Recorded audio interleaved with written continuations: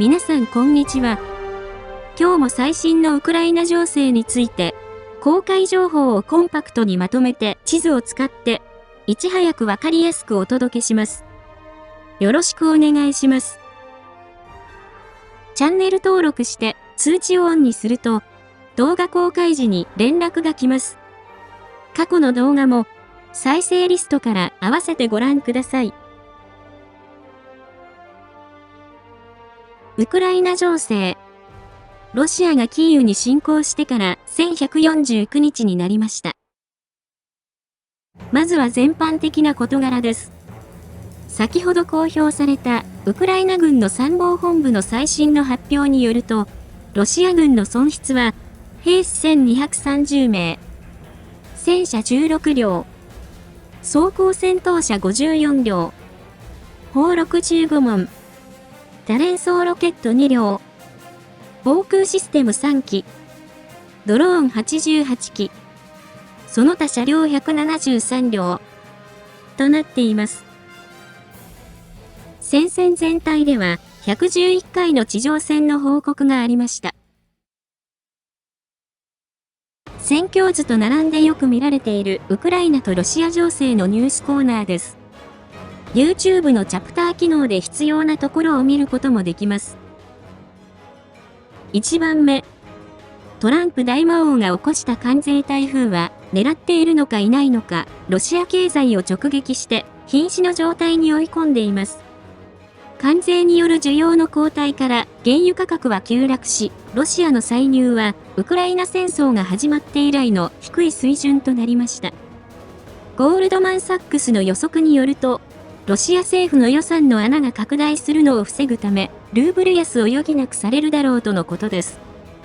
具体的には、夏までに、現在の80ルーブルから100ルーブルに、来年までに120ルーブルに切り下がるのは避けられないとしています。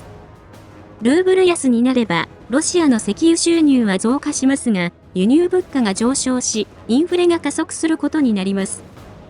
専門家は、現在の為替レートでは、ロシアの予算不足が3兆ルーブルとなり、景気後退も考慮して、今年の財政赤字は6兆5000億ルーブルとなるだろ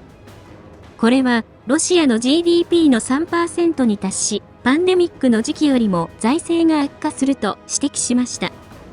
また、石油価格の低迷は、経済成長にダメージを与え、ウラル産の価格水準が、現在の50ドルの場合、ロシア経済は、ほぼゼロ成長、40ドルになれば 1.1% のマイナス成長になり、その可能性は高いとしています。一方、専門家は、ロシア政府は資金が不足したとしても、プーチン大統領は戦争に執着し、戦争以外の支出を減らし、自国民の幸福が犠牲になるだろうと付け加えました。2番目。ビルド氏は、ゼレンスキー大統領が予算を捻出し、パトリオット防空システムなど、米国の兵器を500億ドル7兆5000億円購入する提案をしたことについて、トランプ大統領が拒否しただけでなく、ウクライナが20倍も大きな相手に戦争を仕掛けたと、再びゼレンスキー大統領を批判したと報じました。同氏は、ウクライナは民間人へのミサイル攻撃を防ぐために、防空システムが緊急に必要だと指摘した上で、トランプ大統領は侵略者のプーチンと成果の出ない交渉を続けることに夢中で、アメリカの利益すら望んでいないと切り捨てました。これについて、ウクライナ大統領府顧問のポドリャク氏は、RBC ウクライナのインタビューで、これまでトランプ大統領は前言を翻したり、現実的でないことをちょくちょく語っている。商業ベースでウクライナに武器販売を行うことを拒否するのは、共和党に資金を拠出しているアメリカの防衛産業にとっても明らかなマイナスになると述べ、プーチン大統領に幻滅すれば、ウクライナにアメリカの武器を売却することを決めるだろうと楽観的な見方を語りました。それでは各地域の戦況です。戦況の変化のあるところを中心にお伝えします。その変化は大画面でフルスクリーン表示にしていただくと、街並みや日付とともに追いかけることができます。説明にあたり、この分野で起きた様々な事案を参考に、ルジアンやルシアン郡など、YouTube に適した表現を使っています。また、海外で戦況分析に使っている人がいますので、聞き取りやすい英語の副音声を数時間後に公開しています。北東部、スームイ、クルスク、ハルキウ方面。ロシア軍が侵攻の目標としているスームイからクルスク、ベルゴロド、ハルキウ方面の戦況についてお伝えします。作戦に影響を与えるスームイの天気は曇り。最高気温21度、最低気温11度。今日の天気予報は晴れとなっています。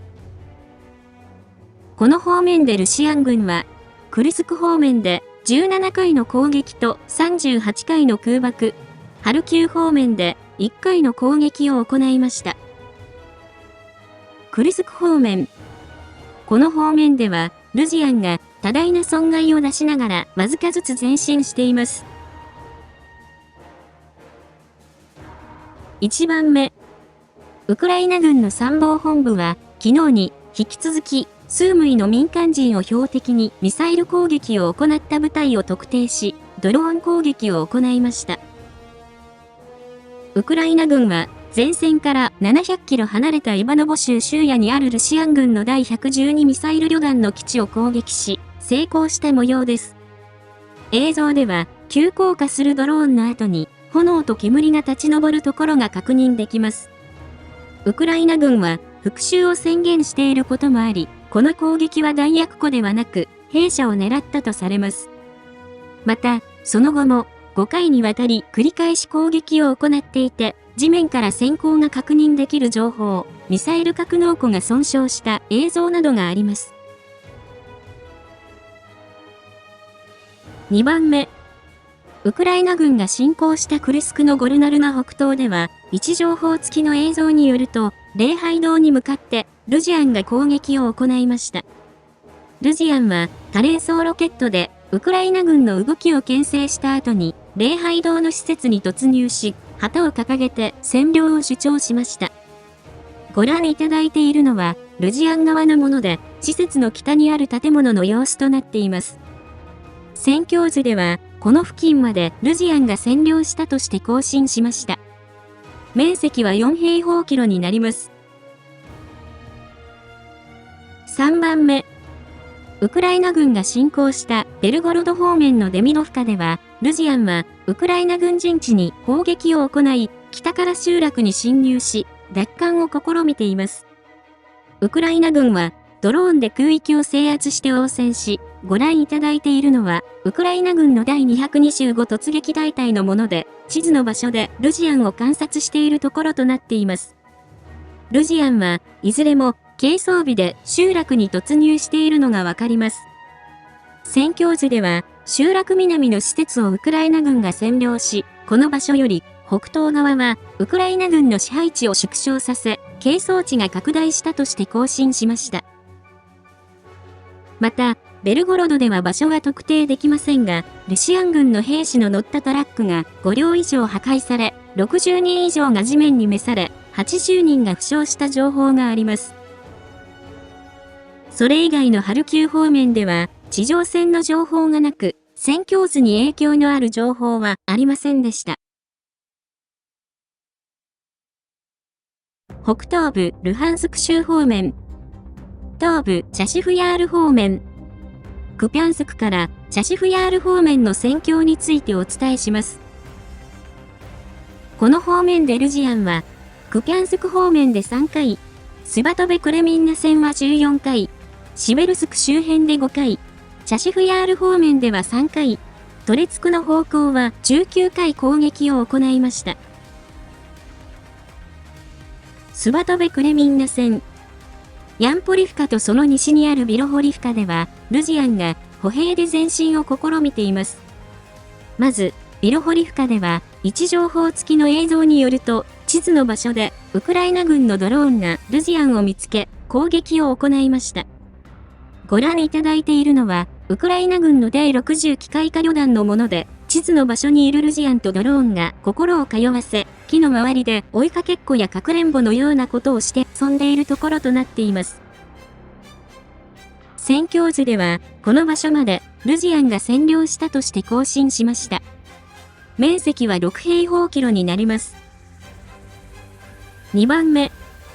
また、ヤンポリフカの南では、位置情報付きの映像では、集落の南で前線で使用するドローン同士の空中戦があり、この場所が係争地内にあることがわかります。ご覧いただいているのは、ウクライナ軍の第63機械化旅団のもので、ルシアン軍のドローンに体当たりをして墜落させる様子となっています。コメントでは、この方法で、ルシアン軍の半数のドローンが撃墜されているとしています。この付近は、昨年11月に、ウクライナ軍が、郊外で機械化攻撃を行い前進して奪還したところでしたが、戦況図では、この場所まで、係争地が拡大したとして更新しました。なお、未確認の複数の情報では、ルジアンが、ヤンポリフカの集落の北東側か、東側を一部占領している情報がありますが、範囲が特定できませんので、判明し次第、戦況図を更新してお知らせします。トレツク方面。この方面では、ルシアン軍が市街地で苦戦していますが、歩兵による突撃を続行し、郊外で攻勢を仕掛けています。1番目。トレツク市街では、再び、ルジアンが市街地の北西に突破を試み、ウクライナ軍が追いかけています。ご覧いただいているのは、ウクライナ軍の第100機械化旅団のもので、地図の建物の中までお邪魔して、ルジアンを観察している様子となっています。戦況図では、この建物まで係争地が拡大したとして更新しました。2番目。バレンティニフカの西にある高速道路では、位置情報付きの映像によると、ルシアン軍の戦車がウクライナ軍陣地に攻撃を行っているところが確認され、この場所が係争地となっていることがわかります。ご覧いただいているのは、ルシアン軍の第68戦車大隊のもので、地図の場所の様子となっています。こちらは係争地内の出来事で、戦況図に変更はありません。ちなみに、この高速道路を北に進むと、要衝コンスタンチノフカがあり、最短コースではありませんが、ルシアン軍は、チャシフヤール、トレツクで思うように前進できず苦戦していることから、このルートを選択する可能性もあります。南東部、ドネツク州、ポクロフスク、コスティアンティノピル、ベリカノボシルカ方面の戦況についてお伝えします。この方面でルジアンは、ポクロフスク方面では32回、コスティアンティノピル、ベリカノボシルカ方面で12回攻撃を行いました。ポクロフスク方面。この方面では、ウクライナ軍の奪還が目立っていますが、ルジアンも攻勢を続けています。1番目。ポクロフスクの南のリシフカからダチェンスケでは、連日、激しい地上戦となっています。ルジアンは、あらゆる方向から攻撃を試み、ウクライナ軍の防衛線の突破を図っています。そのうち、リシフカでは、ルジアンが東から攻撃を行い、ウクライナ軍がドローンで排除しています。ご覧いただいているのは、ウクライナ軍の第25空挺旅団のもので、地図の場所にいるルジアンを上からバッチリ観察しているところとなっています。戦況図では、この場所まで600メートルの範囲でルジアンが占領したとして更新しました。2番目。シェフチェンコの東の郊外では、複数の情報によると、ウクライナ軍が一部陣地を奪還した情報があり、その範囲を係争地からウクライナ軍が奪還したとして更新しました。面積は1平方キロとなります。3番目。ウダチネでは、5日前にルジアンが集落に入ったとお伝えしましたが、その後も集落内に留まり、位置情報付きの映像によると、松葉杖をついたルジアンが有刺鉄線を突破しようと前進しています。ご覧いただいているのは、ウクライナ軍の国家警備旅団のスパルタンチームのものとなっていて、前線の厳しさがわかるものとなっています。このルジアンは突破できず、地面に召されて松葉杖が不要になりました。戦況図では、この範囲をルジアンが占領したとして更新しました。4番目。西側正面のナディーフカからコトリャリフカの郊外では映像などはありませんが、複数の情報がルシアン軍の占領を伝えていますので、その範囲を更新しました。面積は5平方キロになります。それ以外のコスティアンティノペル方面、ベリカノボシルカ方面では、昨日お伝えしたところから、戦況図に変更はありませんでした。後方地域。今日もルシアン領内で不審な出来事が起きています。1番目。ウクライナ国防省主要情報総局 GUR は、ルシアン軍の鉄道で火災やインフラの破壊が急増し、兵隊の輸送に支障が出ていると報告しています。モスクワ、サマラ、トベリでは、6両の貴重な機関車が、原因不明の火災により破壊され、マリエル共和国、スタブロポリ地方、クラスノヤルスク地方では、信号機や分岐ポイントが9個破壊されたとのことです。原因などは分かっていないとのことです。2番目。クルスクのベアリング工場で大規模な爆発音が観測され、黒煙が街を覆っているとの情報があります。映像では地面から大量な黒煙が立ち上るのが確認され、火災の面積は1万平方メートルに達しているとのことです。南部ザポリージャ州、南部ヘルソン州。これらの方面でルジアンは1回攻撃を行いました。カミアンスケ方面。そのうちマリシェルバキでは地上戦が継続し、集落の中央部付近でルジアンが旗を掲げて占領を主張しました。ウクライナ軍はマリシェルバキから撤退し、その東にあるシェルバキではドローンによる防衛に切り替えて前進を阻止しています。ご覧いただいているのはルジアン側のもので、地図の場所の様子となっています。戦況図では、マリシェルバキの集落全体と、シェルバキ郊外の道路より、南側をルジアンが占領したとして更新しました。面積は5平方キロになります。今日は以上です。情勢分析やニュースの感想、最新情報など、ぜひコメント欄にお寄せください。最後に、このチャンネルにはサブチャンネルがあります。また、関連するツイッター、ノート、テレグラム、ニコニコ動画もあります。ノートでは、日々の戦況を無料で読むことができ、ニコニコ動画では、昨年8月までの戦況動画を掲載しています。